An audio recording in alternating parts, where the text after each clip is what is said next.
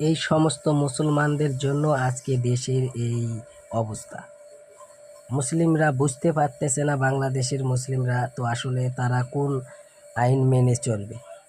তো যেখানে 6 থেকে 8 থেকে 7 ঘন্টা ডিফারেন্ট বাংলাদেশে, সেখানে ঈদ কিভাবে পালন করা যায়? সৌদির সঙ্গে মিল রেখে মানে একদিন আগে তারাবি পড়ে। জি জি জি, সৌদি আরবে চাঁদ উঠছে এটা সুনিশ্চিত হওয়ার পরে আমরা ইবাদত শুরু করি।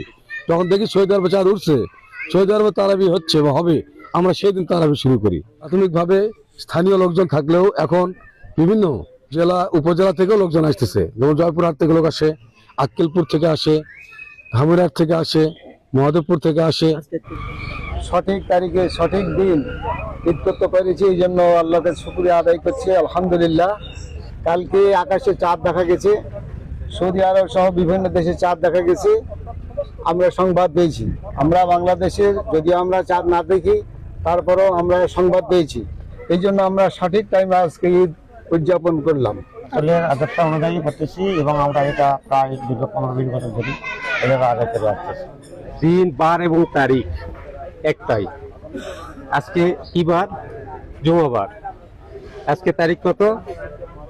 যেহেতু তারিখ নির্ণয় হয় চাঁদ দেখে, আর স্থানীয় সময় নির্ধারণ করে সূর্যটা স্থানীয় সময়। এখান থেকে আমার ঢাকার দূরত্ব 7 মিনিট, কক্সবাজারের দূরত্ব 16 মিনিট।